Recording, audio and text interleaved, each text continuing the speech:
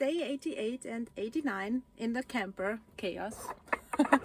I wanted to write to you tomorrow and talk to you tomorrow, but I saw something and I wanted to talk to you about it. It's a video or an interview on Spotify with Dr. Joe Dispenza, and he talked about how 4 or 6, I'm not sure now, people on one event got out of their wheelchair having MS, and how this group dynamic and things that you see in others and then you think you can do it as well, that motivates these people, to also stand up. So that's why I wanted to share something with you, because at the moment then I realized something.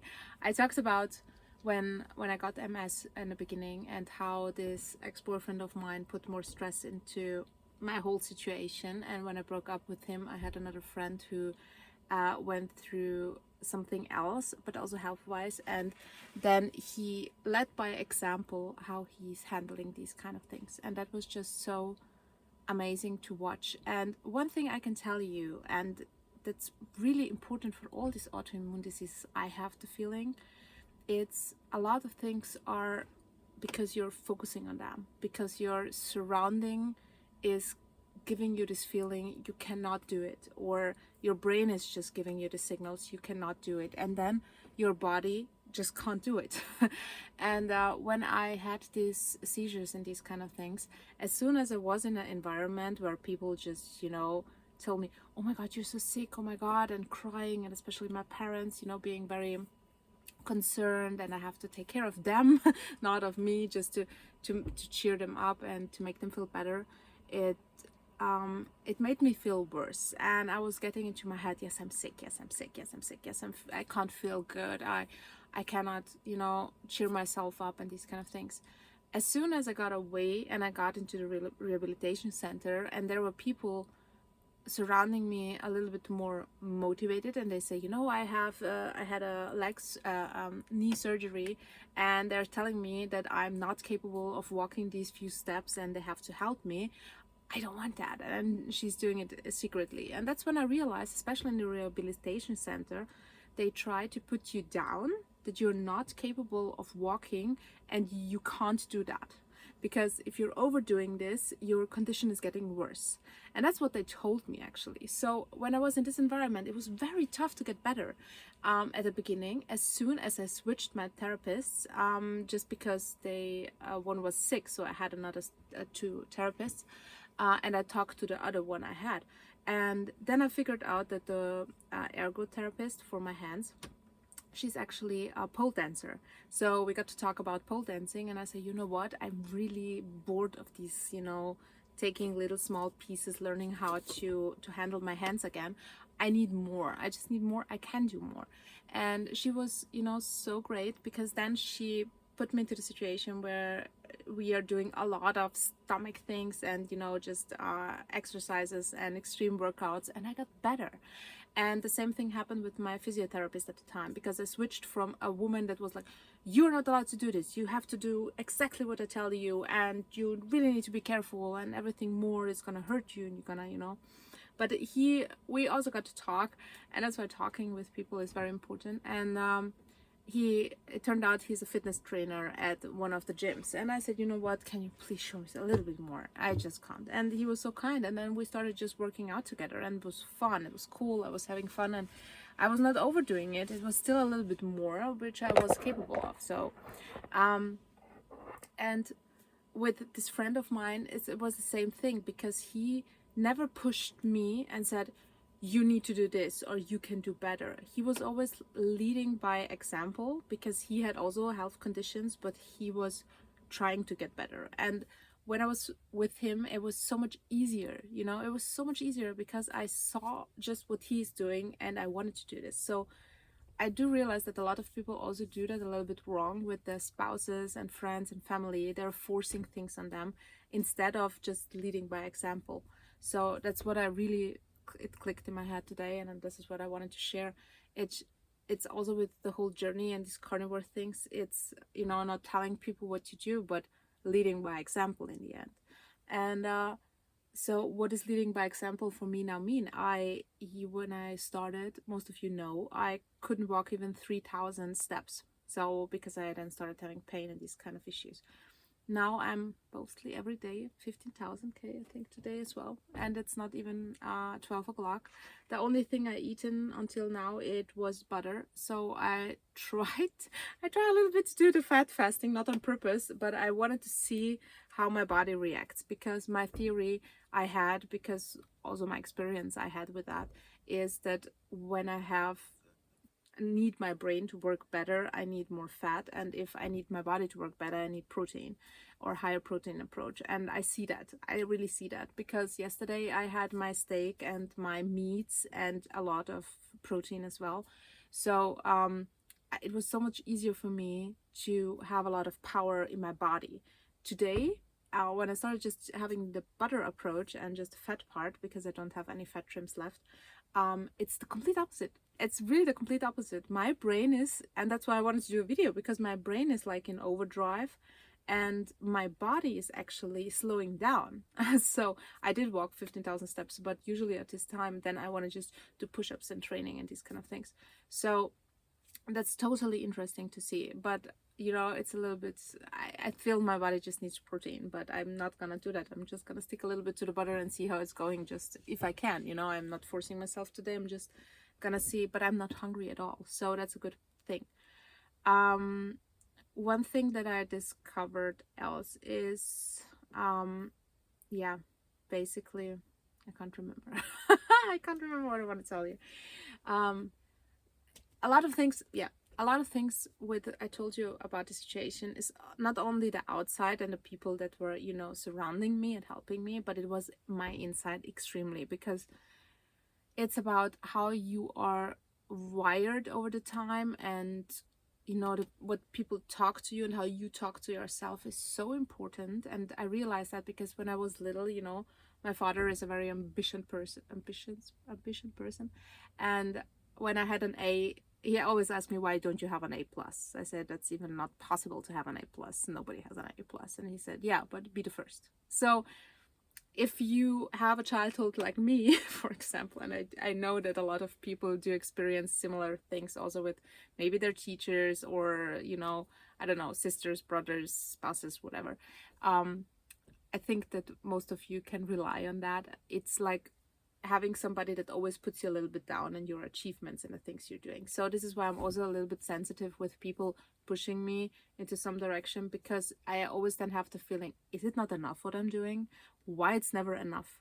So that's why I can tell you also, and I hope you get that with you also in your personal life, the pressure you're putting on people really affects them in this matter, that they always feel they're not enough. So even if you think you're doing the good thing to help them, it's most of the time not helping. So the most helping it is when you just lead by example and do the right thing, so everybody can look at you and say, you know, if you need help, if you want me to help you, I'm always there. You can always ask me. And the things I'm doing right now with my friends and family is like, just look at me the next couple of months. Let's even just meet after 6 months, and you will see if I'm doing good or if I'm doing bad. And if you see I'm doing good and you get some inspiration out of it, I can talk to you about it. If not, we don't have to talk about it. One thing also, yesterday, some reached out to me and we talked a little bit, and it was really interesting, because he said he was doing 4 months carnivore. And I said, why did you stop? And he said, yeah, because it's expensive and these kind of things when you start grass fed. And he did the approach of the lion diet. So, but he said he got aggressive and also frustrated with people not understanding. So I do get that part. We talked about it a lot. But the aggressive part is very interesting. And I can tell you now from my experience the last 2 days, it's hard because the energy level I have are through the roof. It's really hardcore. And my body, with my disc prolapse right now as well, because my MS is getting better. My MS is really getting better. I feel my legs again and these kind of things. But my disc prolapse, because of my accident, really makes troubles for me walking and doing the weight training, which actually just gives me this you know, this feeling, putting my energy out. And when I have this disc problems, and now also sleeping in this shitty bed in the camper, it's really not the best thing for my back. It's getting worse and worse and worse. So it's really tough for me to keep the level up that I want, my brain and my body wants to, but because of one little shitty pain, I can't. And that's what's starting to be a little bit frustrating and starting to make me also aggressive from the inside, not from the outside, but from the inside. I'm really getting a little bit uneasy, and I need something that really, you know, pushes my energy out, which I can do. So yeah, somebody recommended to me to swim and these kind of things, but I don't have right now a swimming pool. It's too cold, but maybe I will just do it. I don't know, because cold water, we know cold exposure is good, but I'm very sensitive to cold things. But yeah, that maybe would help a little bit. But yeah, I need to find also some exercises that are a little bit more gentle for my back. And I do a lot of these Pilates, yoga, and these kind of things, but it just doesn't help me. What I did today, what did help actually, is Dr. Joe's dispensers, meditation parts. I don't know what the guy is doing, but it's just mind blowing. I really, if you just listen to it and you're not in a moment and you feel it, it's you will think, eh, what the hell.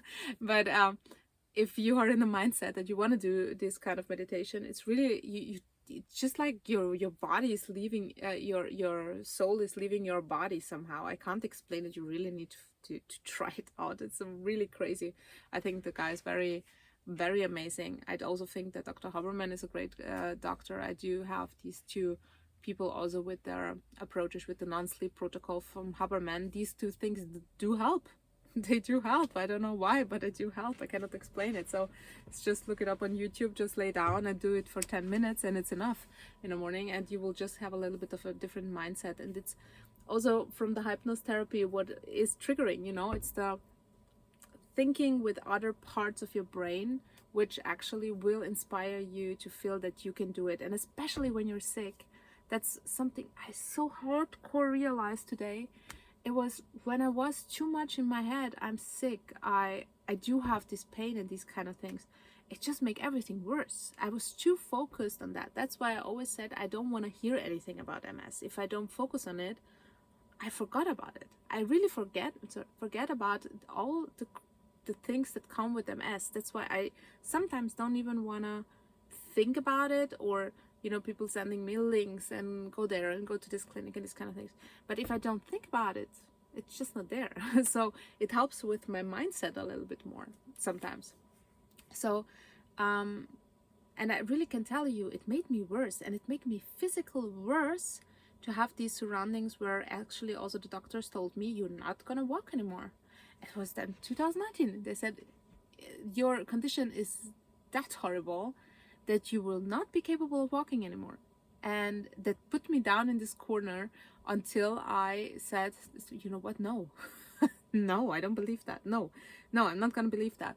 And I was really not gonna believe that. I was in this mindset. And that's why I can tell you, you know, the mind is so important, and you can reprogram yourself. It's just, if you grow up like me, it's hard, especially for me. Exceptionally, man triggered this because of my father, you know. It's hard to say, but it is like this, you know.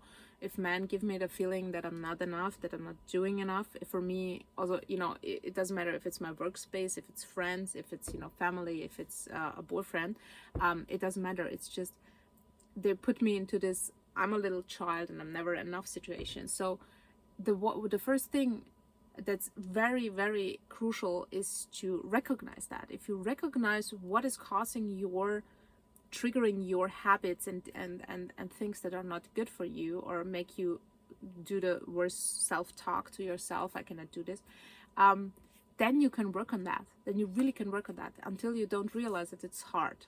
But as soon as you know what it is, you slowly can implement some little things that help you along the way. If it's, you know, your self-esteem, to build it up, to look on YouTube, how can I build up my self-esteem, or, you know, see something like little meditations like self-love or these kind of things. Or if you don't like this kind of an approach, just going to the gym and really train hard if you can physically do that, until you feel a little bit more of a power. And that's why I love CrossFit, because in my country, CrossFit, the community is just brilliant. They are so motivating. And the last time I had my personal trainer, a lot of them were training and they were just like, yeah, go girl, yeah, you can do it. They don't know me at all. And it was just like, you know, having this spirit together and just knowing that this is hard what we're doing. It's really hard, and every step counts to make it happen. So just finding also a community that helps you with that mindset, it really helps. That's why for me, YouTube especially, and the people I found are crucial for my recovery from my mindset part, especially. You know, everything else is up to me, but for my mindset, this helps a lot. So I hope you can get something out of it, and see you tomorrow as always. And today it was a little bit unexpected, but my son is gone, so a little bit of our camping trip. It's amazing. We are in heaven here. Really, it's just, it's not the place, it's the people. And that's why I got to this point, because the people are so nice and so kind. And the whole place here is just like heaven. It's just magical. There is nothing, you know, it's just nature, but it's nothing special. But the people and the whole energy that flows through this little town is just insanely great. And yeah, my dog is just funny. I'm gonna show you the chaos with my dog. So yeah, and you see that we got a broken camper, so everything goes, that's why everything looks like this. Because we have no storage at all. Yeah, it went a little bit crazy and overboard, but everything happens for a reason. And I spent yesterday also a little bit time in the church, and I really want to go to the church. I don't know why, it's just about the energy and just the mindset and these kind of things, and I just want to pray and say thanks for all these kind of things, because it's just, it's giving me a lot. And my son is constantly on a biker park. He found so many friends, and he's also having this beautiful energy, taking care of the little children, and it's just, his mindset changed here as well. It's just, that's why I think your surrounding is the most important part for healing. And if you're not well, just figure out what can make you maybe sick. It's not always the food in these part of things. It's, you know, what is causing you right now the most problems in your life. What is it? So would love to know if you want to share. So yeah, write me in the comments, and I'm gonna see you tomorrow as always now. So bye.